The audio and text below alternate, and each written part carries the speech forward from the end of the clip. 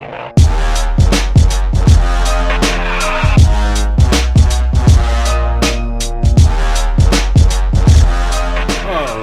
back to the Dad Report, and as before we were discussing, and now we're gonna get back to it. And next topic for discussion is stereotypes.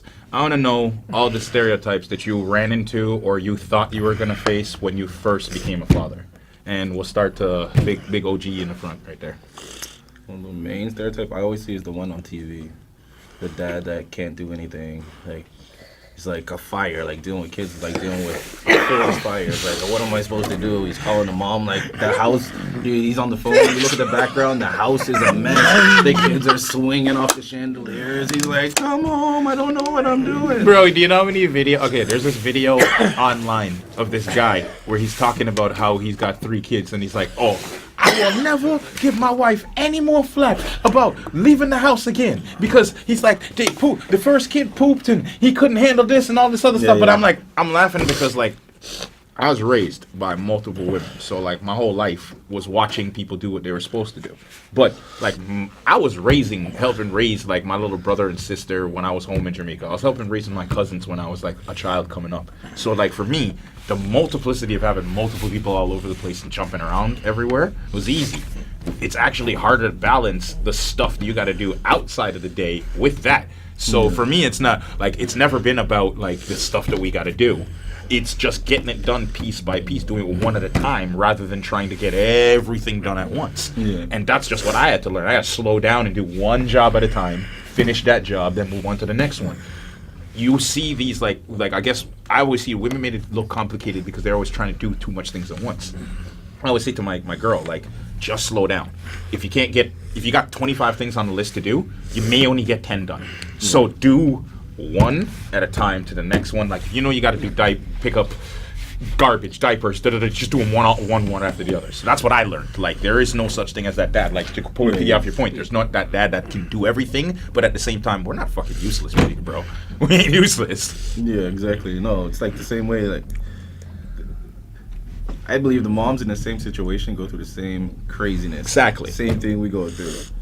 But then they try to make it look like we can't do it without them. Yeah, but it's like, I think actually it's harder for them sometimes because they got to attach that emotion to it. Where we literally just look that kid in the face and be like, bro, shut up right now. I got dishes to do. Like, I watch my wife sometimes with a panic attack because, like, the kid is crying in the corner, and he knows he's manipulating her. Like, there's nothing wrong with that child. He was laughing 1 second and then screaming at her 1 second right afterwards, and she's, like, literally breaking down because she's, like, thinking, oh, I'm being a bad mom. No, he's manipulating your ass right now. I'm watching him do it. Chill. You gotta just go with it, bro. Like, kids are the biggest manipulators on the planet, bro. Yeah, they really are. They know when they're getting to you. For me, it's different. My big stereotype for me is I'm tired of hearing that they need their mother. A kid needs a mother in his life. No, he doesn't. I mean, you go through that on a daily, bro. So you got to hear it. Some of my own family. When I went when I got full custody of my son, you wouldn't believe how many people told me he needs a mother. Pause. Here's the first thing is, what was it like being a father and then taking custody of your son the first time anyway? Because that in itself is its own stereotype. There's a lot of people saying that you can't be a single dad and raise a child. Well, for me, I mean, I had to fight her a bit, but she didn't put up a fight so they could tell. For me, I had personal issues that when they gave me it, I feel like when they gave me full custody, they still did it only because there was no other parent around. It wasn't like, oh, the father could do it too. They were like, okay, we'll give it to you, but we'll give you some interviews with CAS first. So in order to get the full custody, I had to do 3, but that also had to do with other issues in my life at the time. But I had to meet with CAS for 3 appointments. And yeah, I think it was a big misconception that the father is going to be totally lost. Don't get me wrong, I was terrified, right? Like I was inside. I think every parent is terrified. There's both sides, because like it's not like you walk into the situation knowing what to do, how to handle it. Like from her first jump, like my girl, when she came in, she had a C-section and she had some bad surgeries. So like for the first 6 months of for the first 5 months of my kid's life, practically for the first 4 full months, I can honestly say I did everything. because she couldn't physically do anything. So for me, I had to do all the dishes, wake up, make sure he was on time, schedule. Like, yeah, y'all know what it is. Like, you especially you know what it's like to have to wake up that every 4 damn hours, no sleep, you tired, you got to get all of that stuff done. But it was easy. For me, it was just because I knew what had to be done. Yeah. I looked at it as just what was next. There was no chaos. Like, I've watched people panic and talk about, oh, I don't know how I'm going to get this done and this done and this done. And I don't seem to realize that it's just a system. If you organize, your kid going to be organized. That's the biggest thing is a schedule. If you have a routine, then they have a routine and it's better. But I mean, I wish I knew then that was an easier part, because it was so easy. You just have your formula, change your diaper, you're done. And you don't have to run after them. Yeah, they can't move. They can't move at that first. They get used to it too. Come on, man. My kid was kicking his legs waiting up. for you to do that. Yeah, my kid was kicking his legs up in the air when it comes to diaper time. Like, he knew when the bottle was coming. My son will walk up and be like, yeah. Yo, you know what my just kid... tapping like... Bro, you know what my kid diaper, knows food's coming? You know, yo, my kid's funny as hell. You know when he knows food or the diaper or... when his bottle's coming or something, the little man just looks at you. Oh, food? Spits the plate and ready to go. Like, he ain't even playing with you. So, as you having a female, how was it like? What's the biggest misconception you ran into as you having a daughter? Stereotype as a dad. As a dad? Even as having a daughter. Like, even just having it, yeah. That I wasn't gonna do anything. Yeah. My mom thought I wasn't gonna do anything. My friends thought I wasn't gonna do anything. The second she was born, I'm changing diapers, I'm feeding her, doing everything. Sure, I had a girlfriend helping me. She still does, but I'm still doing everything. My mom, I brought her to my mom's house one day. My mom was like, "She smells. I'm gonna change your diaper." I'm like, "I got the bag right here." How the hell did you learn how to change a diaper? I'm like, bro, I want to show you something. You're not supposed to. I thought, you want to hear something hilarious? I take my son home to Jamaica for the first, like, he's 5, I think 3 or 4 months old when he was born, right? And I want him to meet his grandparents. So I take him home, and I get everything else there, and I get everybody ready. And same situation. Like, the kid's dirty, and this my father's girlfriend at the time walks up to me, like, sorry, not my father's wife, sorry. Gotta change that analogy. But yeah. She turns around, she's like, oh, she's trying to go, you need to go get Steph to go change it. I'm like, no, like, what am I, chopped liver? Like, she was actually super surprised to hear that I was doing all the changes and I'm like, how do you get that into your mind that men can't do anything? Or maybe is it just because men before placated like they were stupid, so they didn't have to do nothing? No, there's still men that do that. I got friends that won't change their daughter's diapers. No, so do I, which is weird. I don't want to say who. There's someone close to my life. No, we all know who it is. We all know who it is. Who says, no, I can't do it, I gag, she has to do it. Like, what the fuck? Like, that's why guys look bad. It's because of that. No, but it's dude, like you're playing you're playing a stereotype that doesn't necessarily... It means you can't look past it, because what happens if she's not there? Is she gonna be sick? Right. Are you gonna be ultimate dependent, sit in a diaper for the rest of the day? No, you're gonna hustle up and get the shit done, bro. Like, I'm just tired of... and she still looks at me like, yeah, you gotta like, wipe my ass. I'm just tired of the stereotype that men are not as good at doing anything else a woman can do. Yeah, there are things that women can do and men honestly shouldn't do. I will pray that as a line, and there are certain things that you shouldn't necessarily... There are certain jobs that you shouldn't necessarily should leave to your wife. Honestly. Like, because, like, here's the thing. As me being a Caribbean male, like, the one thing I learned about myself is that our parents didn't necessarily turn around and say they loved us all the time. So for us, I'm an emotional wreck when it comes to trying to show my son the true affection that he's supposed to show. So he learns most of his affection from his mother. So I completely understand where that's a borderline that I had to... No, I'm learning as I get older, and I'm getting more and more better with it. But because I didn't see that when I was growing up, like my mom, I can probably count on the amount of times I heard my mom tell me she loved me. I can't actually remember hearing my dad say it to me ever. So for me, it's like I don't want to pass that up, but that I know that's just the way we were brought up. Right. So as Caribbeans or as older, like, you know what I mean, older mentality people from back in the day, that's what they did. So I don't want to pass that on to my kid. Yeah, I don't remember my parents saying it that much, but here's the thing: their generation, and I understand this, they feel like if they don't say it and you know it, then you know they're doing right because their actions, right? It's all in their actions. I do it with my son a lot. We do say I love you a lot, but I guess I just did that that because I'm not used to it and I wanted that for my kids. But I totally understand why my parents.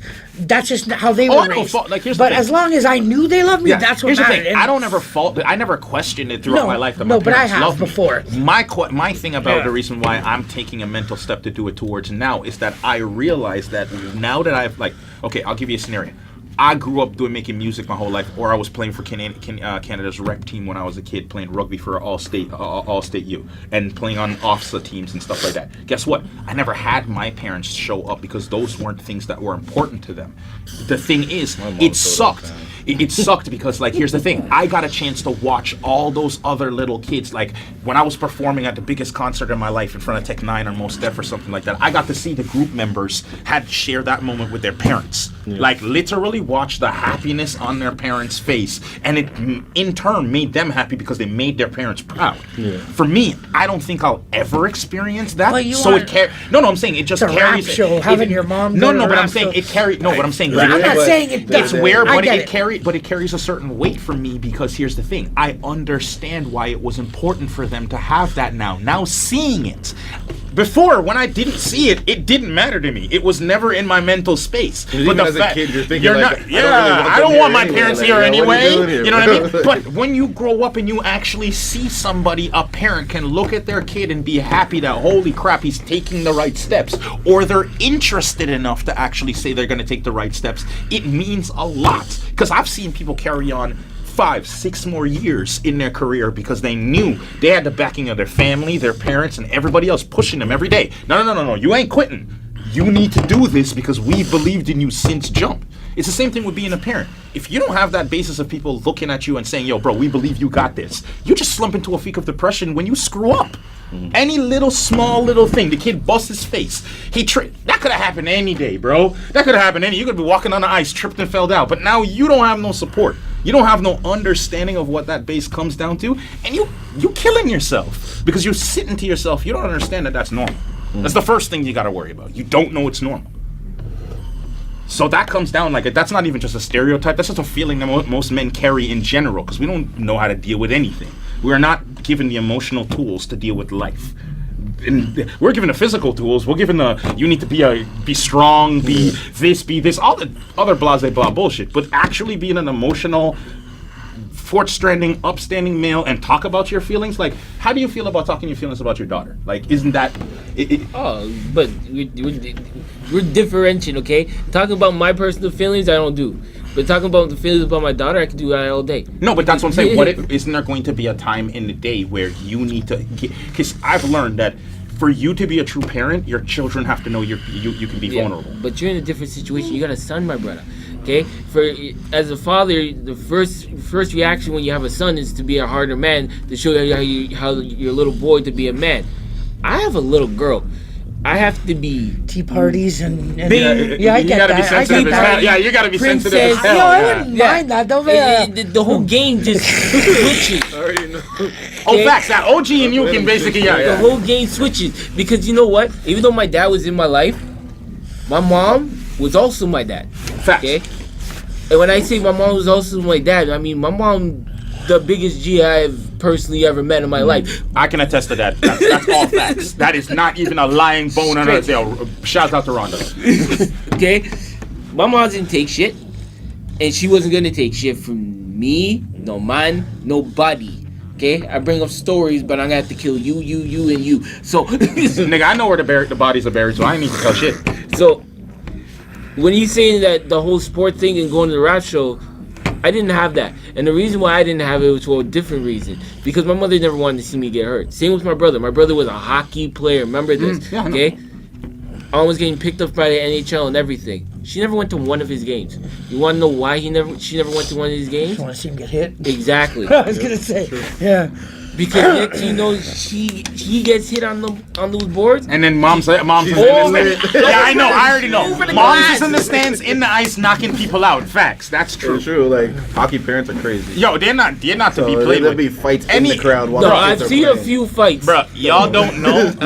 Y'all don't know craziness until you've been to a rep rugby game and seen some crazy white parents lay out a kid. I've had arguments with grown men because I accidentally laid out their child, and now they coming after me. Like, I don't have nobody there to protect me, but there's a full-grown and they wait for you after the game. Like this was real life or some ish. Like, oh, you could have hurt my son. Was I trying to? Like, I'm not aiming for this little kid over here. No, that was not the point. He got run over. Some ish happens. Toughen your kid up. But I want to let people know that it was when you were a young man. yeah, no, yeah. Let's be honest. I hadn't played rugby since my car accident. That was like I was 16 at the time when I stopped. So let's be real. Let's get that out. Is that what you call it, a car accident? Yeah, Oh, for real. funny. Sorry. Funny. Now, it was awesome to have you guys on the show, and we will be doing this a lot more often. Just, introduce yourselves one last time so the people can get you know yourselves. This is CheZZa. Jerry Gonzales. Droopy. And I'm Mr. Andrew Coley, aka L.I.P, live in public. And thank you for being a part of the Dad Report. And, we're going to be here and see y'all later. Peace. You got it right.